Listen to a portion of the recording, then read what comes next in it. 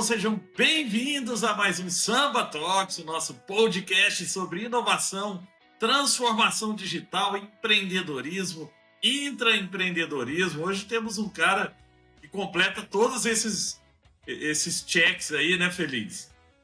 Com certeza, um grande amigo das antigas, e vai ser um prazer poder explorar e extrair insights valiosos dessa mente brilhante aqui.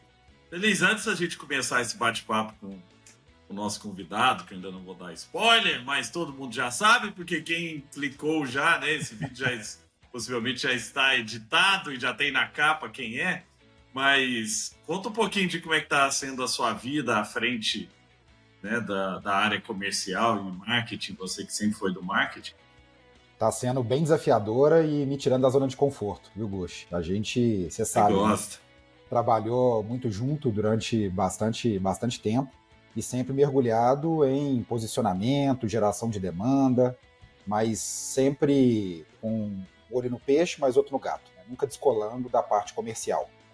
É o famoso, você me ensinou isso, né? Entra porco, sai linguiça. Cada real que a gente investe em marketing tem que voltar lá em vendas. E agora, tendo toda a estrutura de aquisição debaixo de uma mesma liderança, é muito legal ver como que a gente consegue mexer as alavancas e ter resultados mais rápidos. Então, tô gostando bastante. Como eu falei, é um baita desafio. A área comercial, ela realmente demanda, suga energia, mas nada que me desanime. Pelo contrário, só me deixa animado para poder, agora, junto com essas duas estruturas, fazer acontecer. Feliz que agora toma conta de toda a parte marketing e vendas da Aloyal, que é a empresa que faz white label de programas de recompensa, né, Feliz? Não é isso aí. Fidelidade, de recompensa. Exatamente. Vocês me corrigiram aqui. E hoje nosso convidado, muito especial, amigo, como o Feliz falou, das antigas. A gente já conheceu o Bruno há muitos anos. Eu não lembro onde o Bruno estava na época que a gente conheceu. Deve ter mais de 10 anos que a gente se conheceu. Mas o Bruno Macedo é vice-presidente de Digital Transformation, é CTO da Anima Educação, que hoje é dirigida por uma grande amiga minha, não sei se você sabe, Bruno, mas a Paula Raca, que me convidou para montar o Assolab, e eu fui para o conselho do Assolab, lá no comecinho, quando ela tinha só o projeto, e virou o maior polo, o maior hub de inovação do Brasil. E eu digo de todas as áreas. A Assolab, que era uma empresa não muito conhecida no mercado aí como uma empresa inovadora, passou a figurar em todos os grandes rankings de inovação, como primeiro, segundo, às vezes terceiro lugar nas empresas mais inovadoras do Brasil, competindo aí com Natura, com Boticário, várias empresas de outros setores que têm inovação no seu DNA.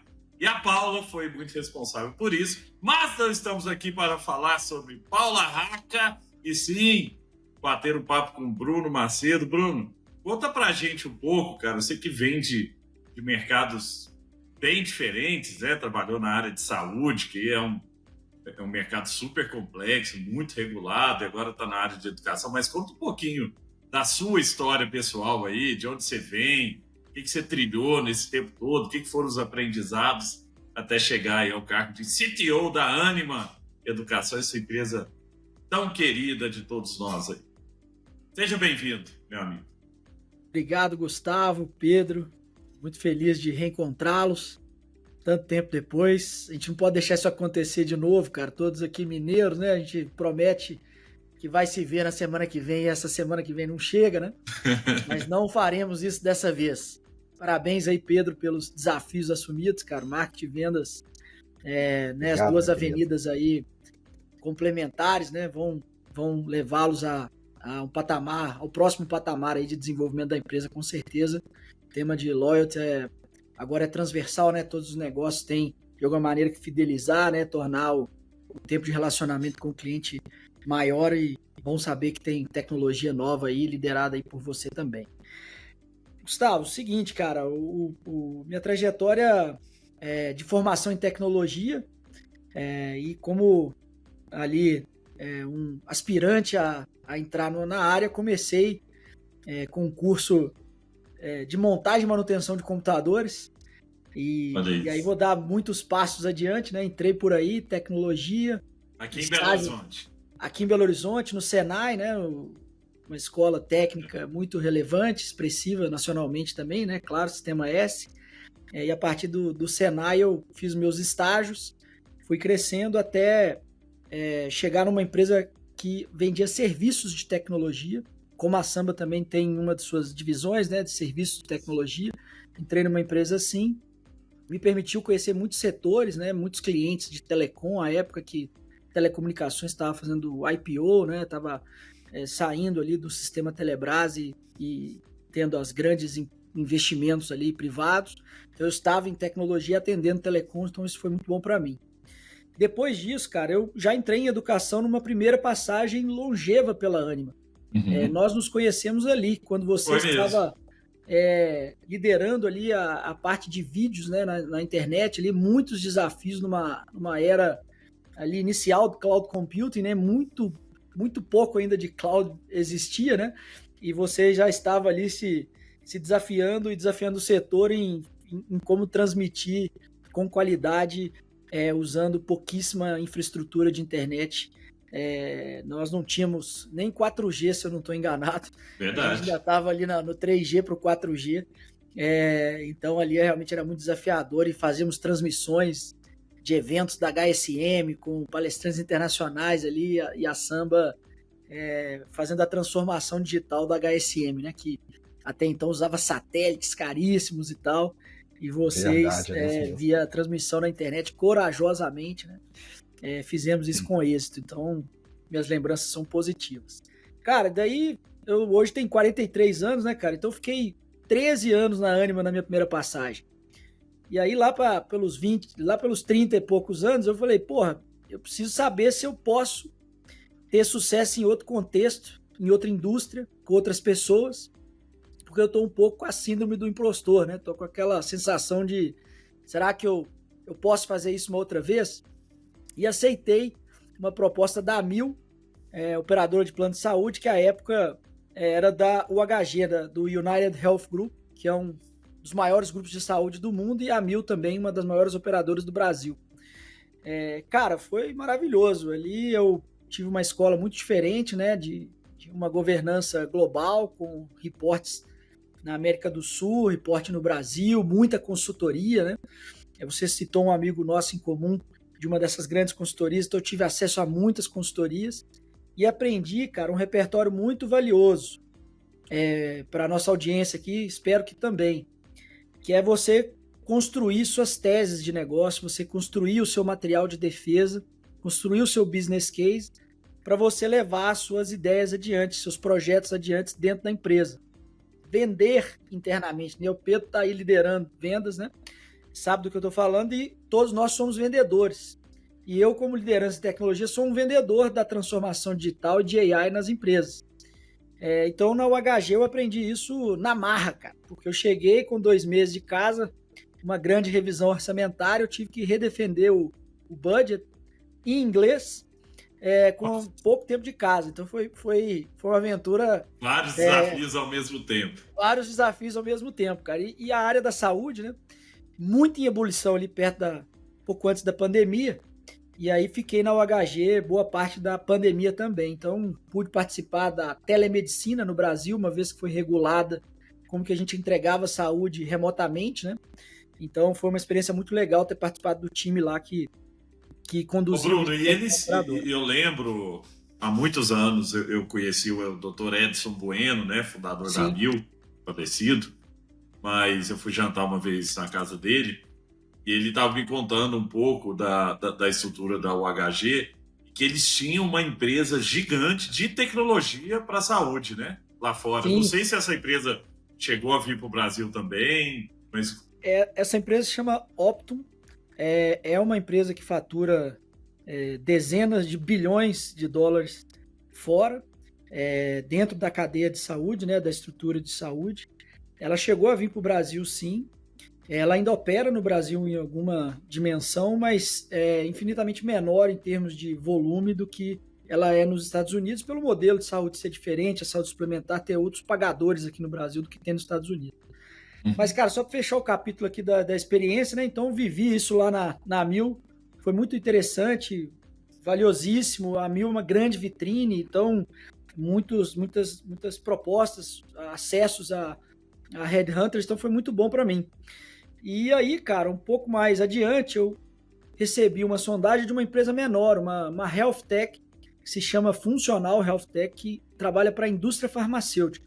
Eu, pelo nome, não associei de largada, né, que a Funcional trabalhava com a indústria farmacêutica, até que eu conheci o fundador, né, e tô aqui, né, você fundador, sabe o quanto a sua empresa é um espelho seu, né? Você, claro, trabalha para desenvolver lideranças, pode trazer um CEO de mercado, como a própria Anima fez quando você citou a Paula, mas o espírito da empresa é muito a cara do fundador.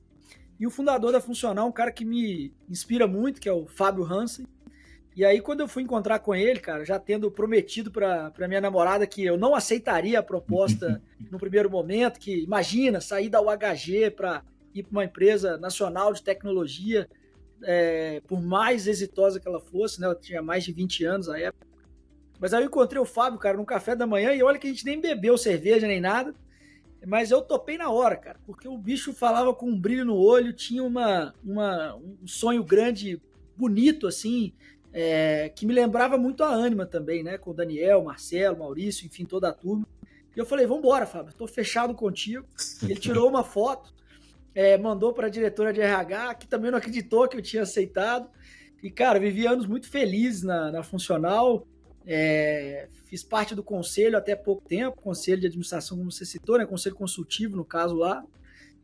Desenvolvi a área de ventures, né? Aquisição de startup. Então, potencializei esse empreendedorismo e capacidade de vender ideias que eu precisei fazer na Mil, elevei a 10ª potência e tudo mais, cara, até fazer essa volta para a Anima.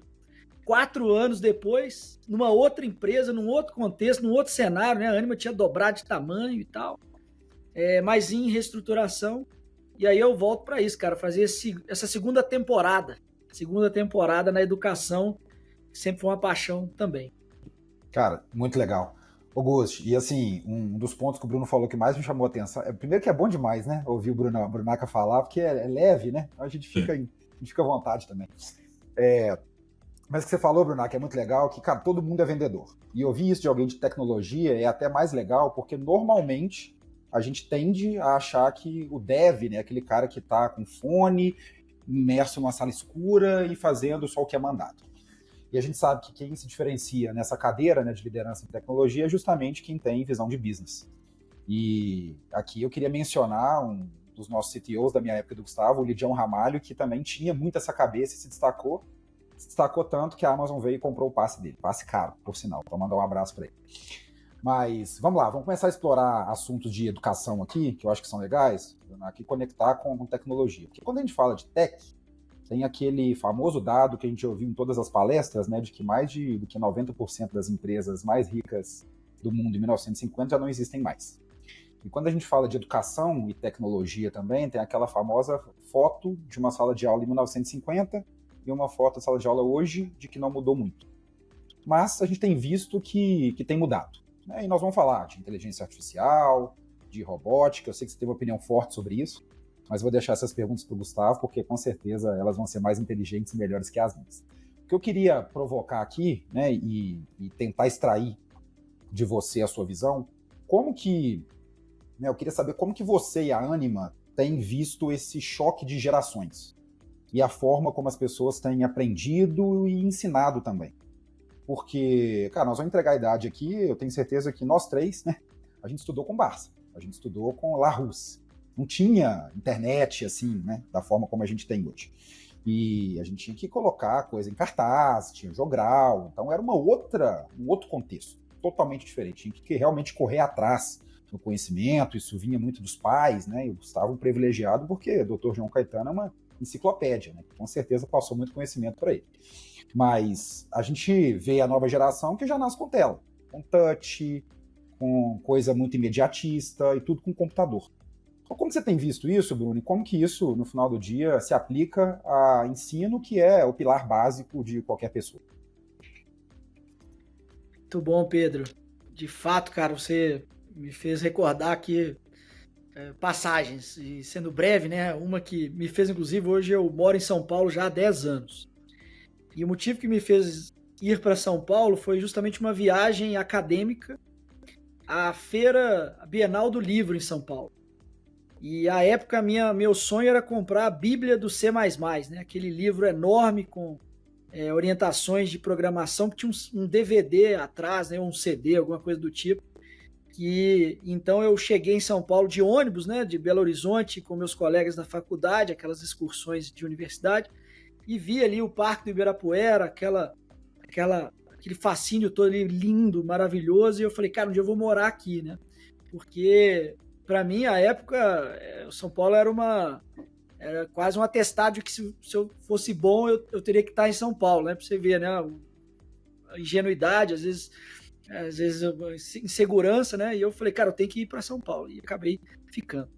Mas entrando agora no tema que você colocou, Pedro, acho que o que muda, o que a gente tem que entender é assim, nós às vezes colocamos fronteiras para os nossos negócios, né? A gente diz assim, a Ânima é um grupo educacional, ele é um grupo de universidades, e a gente acaba que delimita que eu tenho que atuar enquanto produto, enquanto oferta educacional com cursos de graduação e pós-graduação, sejam eles online ou híbridos ou presenciais. Isso talvez seja uma visão limitante. E por isso a Ânima se denomina, né, um ecossistema de educação. E com a chegada da Paula, com a terceira onda de crescimento proposto por ela coloca que a gente não quer ser o maior, mas a gente quer ser o melhor para o Brasil. E isso pode ser uma sutileza, assim, cara, mas faz muita diferença internamente. Porque a gente fala assim, cara, eu não estou restrito a entregar aquela sala de aula da década de 50 que você mencionou, que pouco realmente mudou. Mas eu estou abrindo o meu portfólio de oportunidades educacionais para estar presente com as pessoas onde elas estão hoje. Então, para te citar um exemplo muito concreto, nós fizemos uma parceria com a Califórnia, que é uma agência, e estamos criando em São Paulo uma estrutura maravilhosa, mas também com desdobramentos online para formadores para a formação de criadores de conteúdo, que é a Community Creators Academy. Um negócio não regulado, não vinculado ao MEC, mas que a gente pode oferecer para várias pessoas, estúdios, infraestrutura, estratégia digital, com pessoas do mercado, para formarmos mais criadores que monetizarão na internet. Então a gente está preparado cada vez mais para profissões novas, em formatos de entrega muito diferentes. Então não é que a gente está só focado em melhorar a sala de aula do curso de graduação, mas a gente quer estar presente na jornada de educação de uma vida das pessoas. Então acho que essa é a sutileza aí que a Paula tem trabalhado muito conosco, de ser o melhor ecossistema de educação para o Brasil. Que massa, hein? Que isso, Bruno. E agora, Bruno, eu fico sempre com uma dúvida, assim, vendo, eu estou no conselho de algumas empresas tradicionais também, e a maior dificuldade da transformação digital, isso é dito, né, por todos, é a dificuldade cultural. E eu imagino que você gosta mesmo de desafio, porque ontem nós estávamos falando com um executivo da área médica. E estou falando ontem aqui, mas para quem vai nos ouvir, foi o último episódio nosso, tá? Mas eu e o Pedro, a gente gravou um podcast com o cara da área médica falando da dificuldade que é do médico, né? Se envolver com tecnologia, entender a inteligência artificial como um aliado. Isso, né? Muitas vezes tem um medo ali, uma insegurança, medo, incerteza e dúvida. E eu acredito que o professor deva sentir a mesma coisa. Aquele medo de, poxa, e agora? Não, mas eu sou professor, eu que mando, é do meu jeito, sempre foi assim, eu sempre fiz assim, eu dei, né, toda a minha carreira fui treinado de um jeito e agora eu tenho que mudar o jeito de me comunicar, eu tenho que mudar. Eu lembro muito que eu fiz um programa de mentoria, que era eu, o Rony, da reserva, e o Bernardinho. E o Bernardinho contava do momento em que o filho dele chegou para ele e falou, pai, não é assim mais que treina a turma, né? Que motiva. Antigamente você motivava xingando. Você gritava com o cara, então beleza, você vai ver, vou te mostrar. Hoje, para essa geração, se você aponta o dedo na cara do cara e grita, ele vai embora. Não é mais assim. E o Bernardinho contando que ele teve que se reinventar, né, Felipe?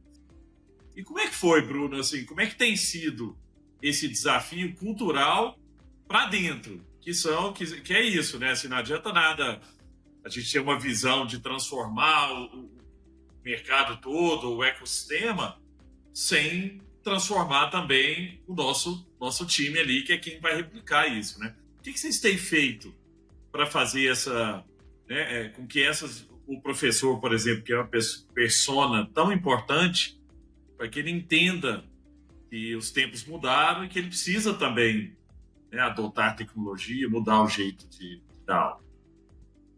Perfeito, Gustavo, você foi no ponto, cara. Acho que a mudança vem das pessoas, né? Vem da liderança, fundamentalmente. Então, desde a chegada da Paula e também outros colegas no comitê executivo, né? O nosso vice-presidente acadêmico é um sujeito super inovador, criativo, acadêmico, né? Professor.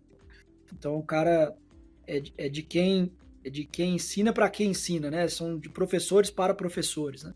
A nossa transformação. E um exemplo concreto desta genuína preocupação com o professor, ou atenção, nem diria preocupação, mas atenção com o professor, é com a implementação dos nossos casos de AI generativa, né? Então, a gente tem como premissa usar AI generativa para melhorar a nossa atratividade, a prestação de serviço, aproximando professores e estudantes. Aproximando professores e estudantes. Então, assim, quando a gente tem um checklist lá de eu vou implementar esse caso de uso ou não. Cara, isso aproxima o professor e o aluno? Aproxima, então eu quero. Ah, isso afasta o professor e o aluno, então eu não quero. Então, é uma questão basilar para nós. E aí, como que eu faço isso na prática, né? Cara, o professor tem que elaborar prova, né, para o estudante. Então, a gente precisa de um banco de questões. Depois, ele precisa corrigir essas questões. Ele também precisa corrigir questões objetivas e dissertativas.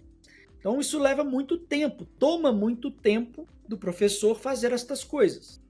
Afasta ele do aluno porque ele não consegue dar um feedback individualizado, dar mais atenção porque ele tem centenas de avaliações para corrigir e questões para gerar. Então, na nossa ferramenta de educação, que é o YouLife, é uma tecnologia proprietária da Animo, a gente começou a colocar uns botões novos lá, né? Não é que a gente criou uma outra solução de AI e ficou uma sem AI. Não, a gente falou assim, olha, eu preciso entregar a AI de uma maneira fluida, na jornada do professor. E é o professor que clica ou não, se ele quer gerar questão, no mesmo ambiente que ele já está acostumado, se ele quer gerar questão com apoio de AI ou não. Então, todos os movimentos partem do professor. Nada é imposto para ele, que ele abriu lá e já apareceu um monte de questão gerada automaticamente. Não tem nada disso. Ele clica e diz se quer usar. 88% dos professores expostos a essa ferramenta optaram por fazer via AI generativa. E depois tem a opção de ver os feedbacks, ajustar o prompt, fazer ajustes na estrutura das questões. Então, nós não suprimimos professores, nós não reduzimos professores, muito pelo contrário, a gente trouxe mais gente que agora, assistido por ferramenta de AI, consegue gerar questões melhores. Então, o índice de questões anuladas caiu absurdamente, questões que não tinham uma resposta única para o estudante também. Então, todos os critérios de qualidade acadêmica melhoraram e esse alto índice de adesão, porque nós partimos dessa premissa de conexão maior do professor e aluno e que o ser humano continuava no processo. Então, acho que são muito, muito fortes esses exemplos que eu estou te dando aqui para falar do core, né, da Anima, que é esse processo de ensino-aprendizagem. Bruno, e só mais um ponto, Feliz, antes de você entrar, como é que vocês têm reconhecido e divulgado isso internamente? Assim, eu sei que lá na própria ArcelorMittal, a Paula mesmo foi uma que criou um programa de embaixadores da inovação, que levava, né, tinham várias áreas, o jurídico, o RH, faziam parte né, tinham seus embaixadores que depois levavam a mensagem, os exemplos e tudo mais para a ponta, né? Vocês têm feito alguma coisa para mostrar os casos de sucesso também, de adoção, para premiar, para reconhecer quem está fazendo a inovação aí dentro, utilizando métodos diferentes? Como é que funciona isso dentro da Anima? Né? E aí entendendo que o grupo Anima, né, tem várias empresas diferentes, em mercados diferentes, mas Vocês têm algum lugar onde é esse tipo de... o que o Rony sempre me fala, o Rony da reserva. O Gus, as palavras inspiram, o exemplo arrasta. Né? Assim, como é que você mostra esse negócio na prática? Concordo plenamente com esse ponto, de que o exemplo arrasta. Então, a gente tem investido muito em comunicação dessas iniciativas junto ao corpo docente. São aproximadamente 7 mil professores, então a gente precisa realmente ter capilaridade para chegar. Então tem um evento acadêmico semestral, que é o Simpósio de Professores, em que a gente fala sobre as principais inovações em tecnologia para os professores. Eles são apresentados a isso, é quase guardadas as devidas proporções. Eu sei que o Rony também fazia isso nas convenções da reserva, ia fantasiado, a coisa toda, mas é quase um lançamento de um produto digital, efetivamente. A gente apresenta o YouLife versão 2025.1 ou versão 2025.2, as principais novidades do YouLife. Então essa coisa toda chega para os professores primeiro, antes de ele descobrir isso no primeiro dia de aula, então a gente faz dessa forma. Sobre reconhecer estudantes e professores, a gente tem uma unidade dentro do acadêmico que se chama Anima Hub e o Anima Nest. O Nest de ninho, de você criar e desenvolver ideias. O Anima Hub é onde conecta as diversas áreas do conhecimento, saúde, gestão, educação, para que você tenha startups desses segmentos atuando. E tem uma competição semestral que a gente chama de Shark Hub, uma alusão ali ao Shark Tank, em que alunos e professores apresentam essas ideias e são premiados. Então tem a final regional, Legal. Tem a final da UNA, que depois tem a final mineira, depois tem a nacional. E eu sou um dos jurados, eu participei junto com o professor Janes de uma desses últimos Shark Hubs, foi muito interessante.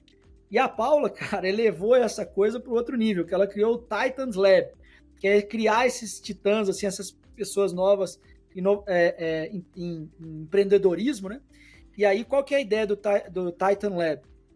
Quem ganhar aí o Shark Hub, quem ganhar essas competições acadêmicas de ideias, ele ter a possibilidade de ser investido pela Anima, numa condição equivalente a que estas pessoas investiram na própria educação conosco. Então, você imagina, você paga a sua mensalidade lá todo mês, aí você fez toda essa jornada aí de aprovações e foi levando a sua startup adiante internamente dentro do ecossistema da Anima, até o ponto dela ser escolhida.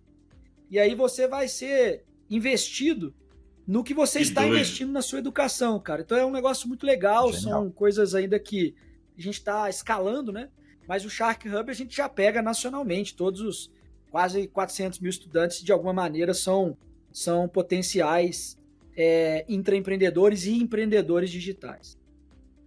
Conceitos que a gente vê nas startups mais quentes do Vale do Silício, vocês estão aplicando aí. Super legal, cara. E é muito massa porque a inovação ela pode surgir de qualquer lugar, E não simplesmente de uma pessoa ou um grupo de pessoas. Então, a partir do momento que acontecem essas competições, você difunde, e mostra que realmente vocês estão dispostos a ouvir e a depois aplicar, Então, genial. Brunaca, é o seguinte, a gente sabe que quando a gente fala de ensino, o professor é a grande estrela, Porque ele que passa o conhecimento, mas no final do dia o aluno é o rei. A gente não pode negligenciar essa dinâmica. Só que ouvir, coletar esses feedbacks passa a ser fundamental para saber se a coisa está funcionando bem e se realmente o aluno está engajado, etc. E aí a tecnologia ela vem com meio para poder ajudar a fazer isso acontecer. Mas não existe só os alunos online, existem também os alunos no mundo físico. Então, como que funciona essa ouvidoria ou, de repente, esse monitoramento do comportamento do aluno para poder lançar novos produtos, novos projetos, aplicar, de repente, uma melhoria? Eu tenho certeza que essa faculdade de Creators que você comentou veio de uma conexão muito forte com o mercado, com a atualidade. Então, existe uma cúpula para isso ou não? Isso também é difundido? Você faz parte, de repente, dessa ouvidoria? Que eu queria muito ouvir isso também, porque, mais uma vez, as pessoas elas tendem a achar que a pessoa de tecnologia ela fica muito fora da ponta ali, mas eu tenho certeza, e você vai exemplificar isso aqui, que você gosta de gastar a sola de sapato, né? Aquele intraempreendedor raiz, né? De barriga de balcão. Então conta pra gente como é que funciona isso aí dentro. Ô Pedro, cara, essa pergunta é muito boa. Quando eu cheguei aqui nessa segunda temporada, tinha uma estrutura, né, que respondia para tecnologia, que era inovação, né? Eu falei, cara, lascou, porque deve ser a pior cadeira da empresa tentar ser o gatekeeper da inovação numa empresa de educação, tendo como fundador Daniel Castanho e agora como presidente a Paula e os outros fundadores também muito inovadores. A gente tem, né, uma governança com o Anima Ventures, né, que é esse fundo de investimentos que a Anima tem em startups, já fez 4, 5 investimentos, o Maurício, que é um dos sócios que lidera, tem o Shark Hub, o Anima Nest, então tem inovação de forma transversal na empresa. Então a primeira coisa que eu fiz foi simbolicamente deixar de ter essa estrutura de gerência de inovação, para que ficasse claro que a inovação é transversal. Mas, cara, como que a gente escuta o aluno com a escala que a gente tem? Não dá para fazer um grupo focal uma vez por ano e daí, se basear nisso, fica muito incipiente, né? E a gente criou de novo, né, um outro botãozinho dentro do YouLife, né, que é o feedback do YouLife. E aí, de novo, cara, é muito sobre diretriz, assim, estratégia. Não é a transformação digital e AI para o aluno. É transformação digital e AI com o aluno. Então, o com o aluno, em vez do para o aluno, é muito diferente, né, a abordagem. Então, não é que o Product Owner ou o Business Owner diz o que a TI tem que fazer no modelo de squad, não é nada disso. A gente até tem esses papéis, mas a gente tem o aluno. Como?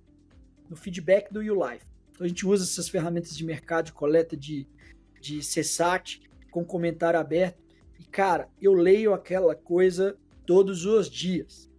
E o pessoal já me conhece, eu dou print e saio mandando, todo dia de manhã, assim, um negócio cultural mesmo. É para desenvolver a cultura, de falar assim, bicho, o cara tá reclamando que não consegue ler o livro no celular e a gente tá tentando melhorar o UX de uma outra tela que não tem ninguém reclamando. Então, assim, tem uma reorientação contínua das prioridades de tecnologia através do feedback do YouLife. E a gente, já teve majoritariamente feedbacks negativos, a gente foi melhorando, a gente foi avançando, a gente viu essa curva histórica melhorar. Eu lembro de uma vez ter ido no conselho, né, da Anima e levei o feedback do YouLife e os caras, por que você não põe uma AI para sintetizar, resumir os conteúdos, os feedbacks e tal? Eu falei, não, cara, eu quero ler, porque eu quero investir tempo aqui entendendo e eu quero distribuir, porque distribuir cria cultura, sabe? E uma das coisas que me faz mais feliz é quando alguém me manda um feedback do YouLife antes de eu mandar. E fala assim, Brunac, a gente já viu isso aqui, a gente já tá olhando. Aí eu falo, sensacional, acho que isso pegou para 280 pessoas em tecnologia, né? Todo mundo sabe que eu olho aquela coisa. Então cria esse efeito sentinela, né? De, o cara tá lendo o que o aluno escreve. Isso é muito massa, eu acho que é isso, Pedro. Tem muitas estruturas aqui de inovação, mas para melhorar o dia a dia do aluno, em toda a tecnologia da Anima, seja ele do presencial ou do online, a gente usa o CSAT e o formulário do aluno dá feedback constante para nós. Ô Bruno, como é que vocês têm usado AI, né? Uma das discussões que eu tenho visto, inclusive no último podcast eu e o Pedro comentamos sobre isso também, é que a AI pode emburrecer as pessoas, dependendo de como você a usa, né? Se você começar a terceirizar o pensamento, terceirizar a criatividade, terceirizar para a AI, daqui a pouco o robô está te usando, né? No final, o robô está te usando só para que você é o veículo e não ele, né? Na verdade, a inteligência artificial pode ter esse lado ruim de transformar as pessoas quase em zumbis, né? Como a gente já está virando por causa do celular, né? Distrações como existem no nosso dia a dia. E aí eu fico imaginando um aluno, assim, como é que vocês têm trazido tecnologia para o aluno e o que você tem visto do lado do aluno também, assim? Porque não adianta imaginar que esse aluno está numa bolha. Ele não está. Ele está usando o ChatGPT, ele está fazendo trabalho usando inteligência artificial e até aí tudo bem. O que eu tenho falado com os meus filhos aqui é, cuidado só para não terceirizar a inteligência. Porque a partir do momento que você deixar de pensar e passar isso para um robô, o seu cérebro vai atrofiando, né? Como aconteceu já em vários casos aí, com calculadora, com telefone, que a gente parou de lembrar o telefone de alguém, ou para de lembrar como se faz uma conta de multiplicar, porque seu cérebro vai atrofiando, vai ficando preguiçoso e tá tudo certo. Agora, no meu dia a dia, eu já tenho visto assim, como eu tenho que me esforçar mais para ler um conteúdo mais denso, porque você começa a querer ser raso, né? Assim, aquele negócio de ler. Eu li 200 notícias hoje. Fala, pô, mas qual que você aprofundou? Não, nada. Você começa a ler headline. Eu li isso, já entendi. Li isso, já entendi. E acaba que a fixação é muito menor. Como é que tem sido isso aí? Como é que você tem visto essa geração que está aí dentro da universidade, que tem livro, que tem trabalho para fazer, que tem que estudar?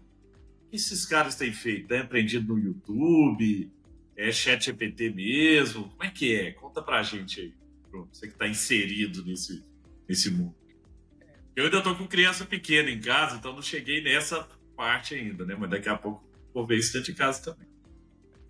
Muito bom. Cara, esse eu acho que é o grande pergunta de $1 bilhão, né? Que é como sair desse modelo de avaliação conteudista, né? Como é que a gente vai dizer que alguém sabe uma coisa só pelo conteúdo? Porque isso ele pode gerar com IA generativa, entregar e daí você não aferiu nada, né? Então a educação vai ter que mudar para um modelo mais de avaliação de competência, de você explicar a lógica que te levou a essa construção, a esse raciocínio, a você usar instrumentos de avaliação distintos, né? Por exemplo, por voz, por você explicar como que você chegou num raciocínio ao invés de só dar a resposta. Então, nossa área acadêmica está muito imbuída de, já a partir do próximo ano, né? A gente está trabalhando muito em tagueamento, indexação de conteúdos, granularizar os conteúdos, vincular as avaliações aos conteúdos e a competências, a latência das competências, o quanto você sabe realmente sobre valuation, né? Valuation por determinada métrica, por uma segunda métrica, o porquê é essa métrica, por que não aquela.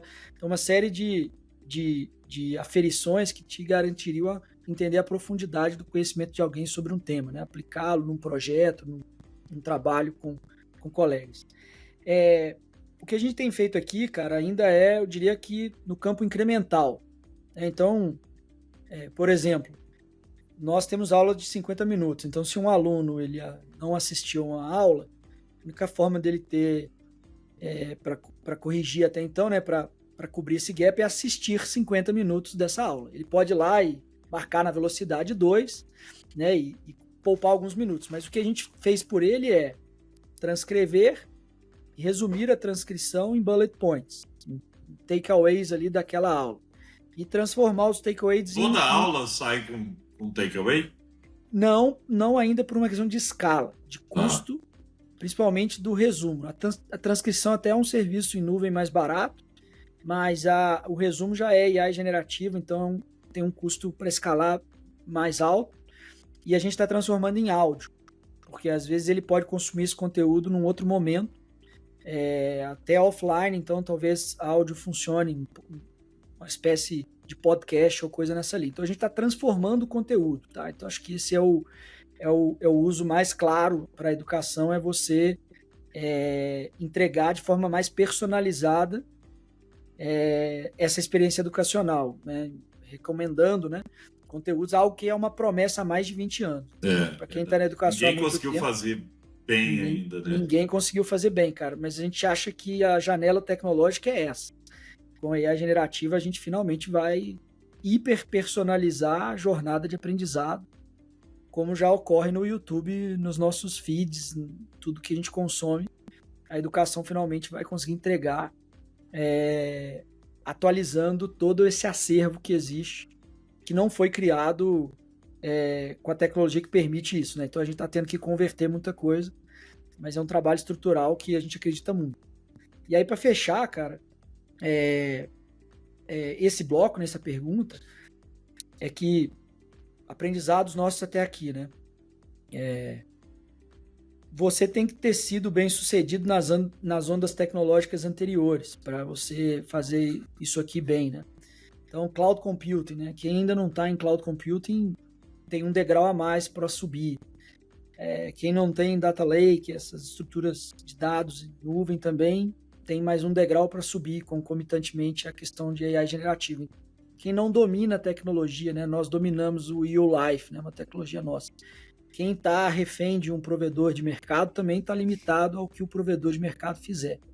Então, para o core, nós temos desenvolvido muita tecnologia usando serviços em nuvem, enquanto que para a área finanças, RH, marketing, vendas, a gente tem contratado serviços de AI generativa. Tem feito esse equilíbrio aí. Maravilha.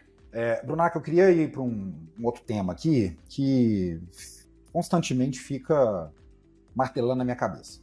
Porque o modelo de ensino hoje, eu acho que ele ainda né, que a gente falou, bem parecido com o que era há muito tempo atrás, que o professor ensina, passa o conteúdo, né? O aluno depois estuda, na sua grande maioria em casa, depois faz a prova e assim por diante. Eu, né, usando aqui meu lado mais, né, particular aqui, eu nunca funcionei muito assim. Né? Tem uma frase do Gustavo que eu gosto muito, que é: a gente nunca perde conversando com as pessoas. E eu busco conhecimento conversando com os outros.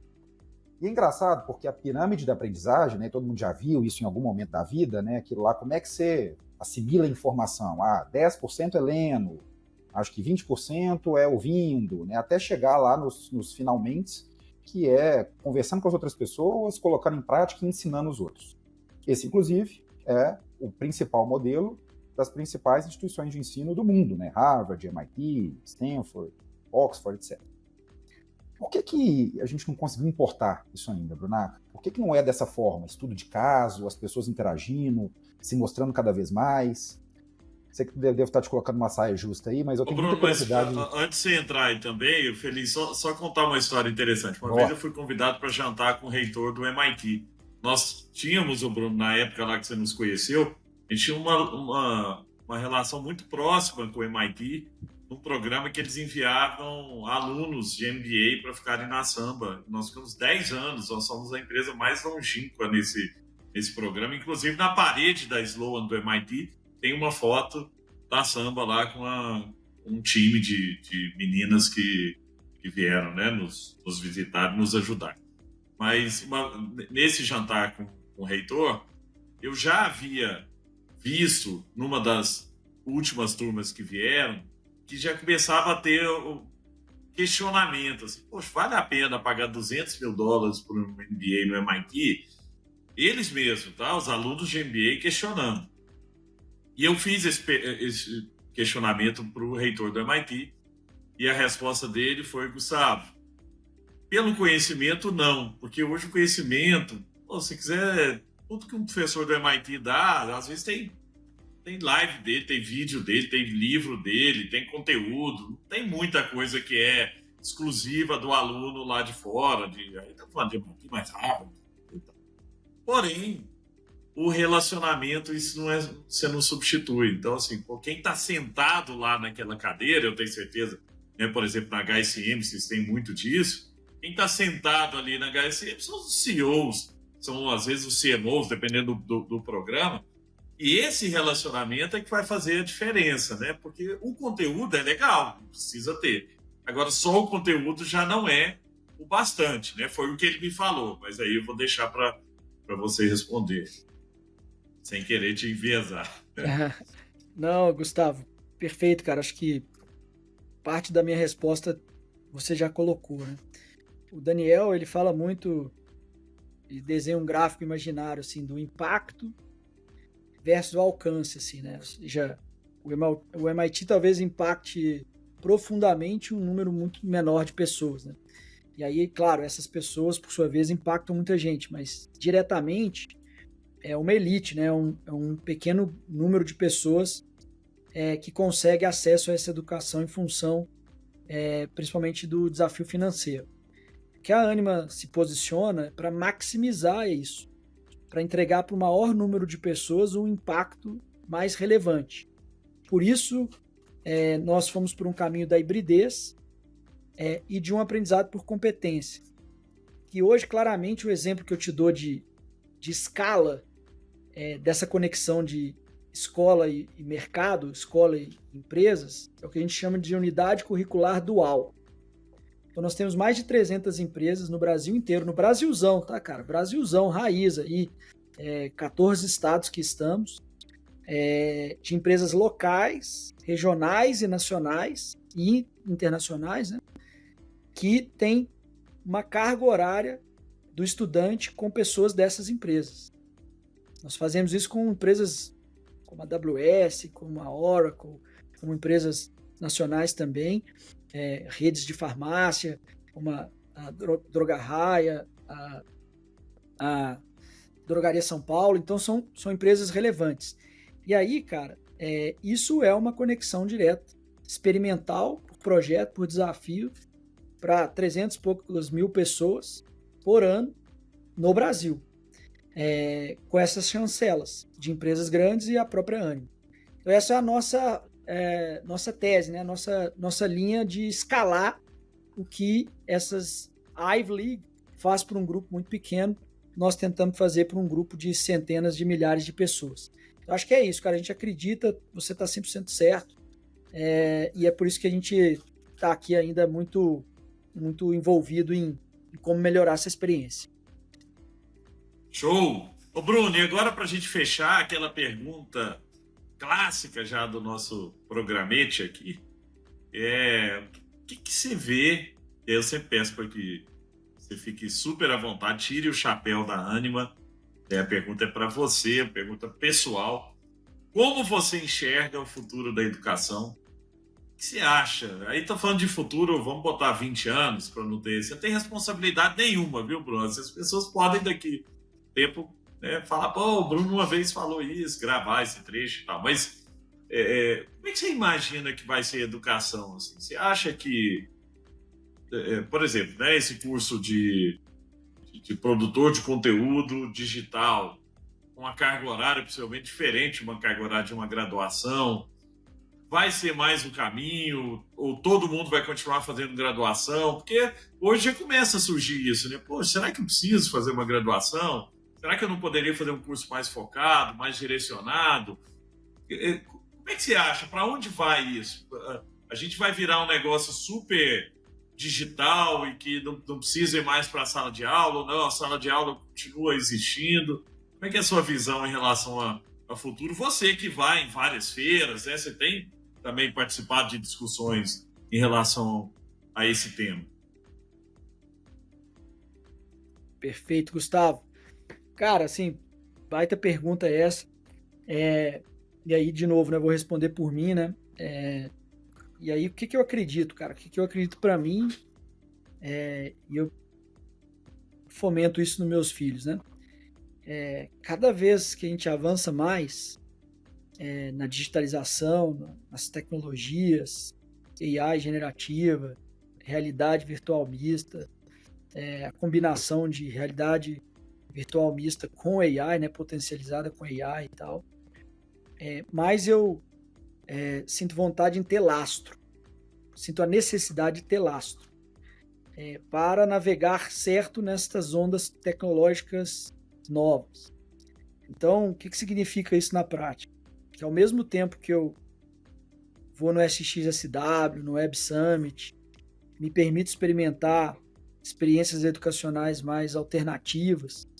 Eu fiz o programa de liderança executiva da Singularity, tem meditação, tem dinâmicas muito interessantes com pessoas assim, destaque, né? A própria turma da Singularity nos Estados Unidos, né? Sobre a singularidade de máquinas e humanos e tal. Comida produzida por equipamentos, né, neurociência, enfim. Mas eu também procuro fazer um mestrado, né? E também, né, logo um pouco mais adiante, vou fazer o doutorado em 2026, né? Esse é meu sonho grande. Eu acho que é um equilíbrio, cara. Toda vez que o pêndulo vai muito para um lado, ele na sequência o mercado corrige. Então eu não acho que a educação ela vai do 8 para 80, uma digitalização completa. Tá? Eu já observo isso em dados hoje. Da taxa de crescimento do EAD está reduzindo. E há uma volta em partes do presencial, num formato mais híbrido. Então ele não é nem o que era no passado, mas ele também não é o fim do presencial como se propagou em algum momento, se acreditou em algum momento. Então o pêndulo ele vai para um lado, volta, vai para um lado, volta. Então a minha sugestão para os próximos anos é essa atenção ao lastro, a você saber a fundação. Senão você corre um risco muito grande de entrar em ondas muito erradas, assim, ou acreditar em coisas muito equivocadas. Então acho que é esse caminho do meio, cara. Como bom mineiro aí, o caminho do meio, acho que eu diria que é uma alternativa mais segura. Incrível. E tem muito hype, né, Bruno? Assim, se pensar, sei lá, 2 anos atrás, era só metaverso. O que tinha de jornalista me ligando aqui, perguntando o que você acha do metaverso, tudo vai pro metaverso, e vamos investir tudo no metaverso. O Facebook mesmo, né? Virou meta e botou um dinheirão no metaverso. E de repente fala, não, esquece, agora é AI. Aí tudo é AI. Tudo. Não tem uma empresa hoje que não tá falando de AI, não tem um SaaS que não virou AI, não tem nada, né? Assim, e é lógico, a gente tem que aproveitar as ondas, né? Como na própria Samba a gente tem também, né? Aproveitado esses movimentos, mas com alguma profundidade para não se perder no hype, mas não ter, né, conteúdo depois ali para sustentar aquilo. Né? Eu acho que uma das coisas que você falou é isso, assim, para toda a evolução, mesmo essas evoluções tecnológicas, existe um dever de casa que tem que ser feito, né? Tem que ter uma base de dados, tem que ter nuvem, senão você já quer usar AI, mas vai ver tá tudo no Excel.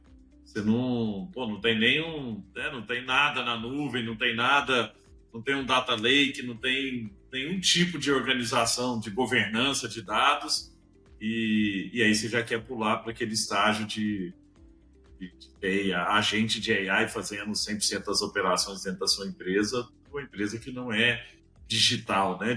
Não foi digitalizada. Então, eu gosto muito do seu pensamento, e é por isso, né, o Feliz, é por isso que está onde está, né? Feliz, que papo bom, hein? Excelente, né? Sempre muito bom ouvir o Brunaca, e aí num papo que eu gosto muito aqui, Gus, de participar, vou confessar, né? Porque eu consigo fazer as perguntas que eu sempre quis, pra gente boa. Né? Então a gente acaba aprendendo demais aqui, meu caderninho, como sempre, tá cheio de coisa e nada melhor do que bater um papo, aprender e falar de coisa boa com um grande amigo. Então foi excelente, mais um. Muito bom. Muito obrigado, Feliz, pela ajuda de sempre. Brunão, muito obrigado, cara. Que legal. Você trouxe conhecimento de altíssimo nível. Tenho certeza que vai espalhar, isso espalha rapidamente. Eu tenho recebido feedback de muita gente.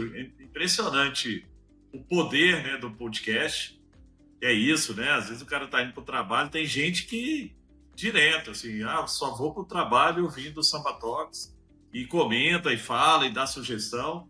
E são executivos, CEOs de empresas grandes em vários lugares do país.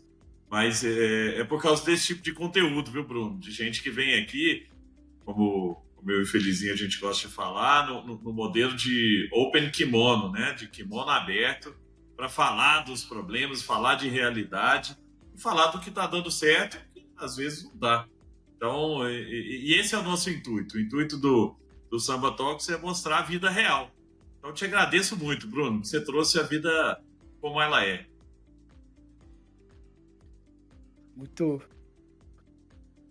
bom. Vocês estão me ouvindo, pessoal? Acho que eu perdi. Estamos aqui. ouvindo. Então, você consegue cortar aí, né? Ou não? Quer que... Cortamos. Pode ficar tranquilo. Não, bom, Gustavo, Pedro, obrigado aí pelo convite. É muito bom estar com gente que tem muita quilometragem, né, de empreendedorismo. Eu respeito muito os empreendedores Eu me considero um empreendedor ainda em gestação. Fiz meus ensaios para empreender puramente, né? Mas hoje me realizo intraempreendendo. A Anima é um campo de jogo absurdo para intraempreendedores. Mas é isso, cara. O podcast tem todo esse respeito aí pelo trabalho que vocês têm. Como última frase, assim, que eu gosto muito de usar, que não é do cara da NVIDIA, nem do cara da Apple, nem do cara da Microsoft, mas é do nosso Guimarães Rosa, que é o seguinte, meus amigos. Quem elegeu a busca não pode recusar a travessia. Nós elegemos essa busca, cara, do conhecimento, de crescer, de desenvolver, de gerar emprego. E tem a travessia, que às vezes é dura, incerta, né, traz riscos, mas que a gente tem que encarar, cara. A gente tem que encarar. Então, vocês estão encarando há décadas, eu também, nossa audiência também, cara. Então, rapaziada, vamos embora. A gente vai sair do outro lado. Não tem outro caminho para quem trabalha, né? Vai dar certo. Grande abraço. Legal. Obrigado, Bruno. Obrigado, Feliz. Pessoal, se você gostou, compartilhe e até a próxima. Um abraço.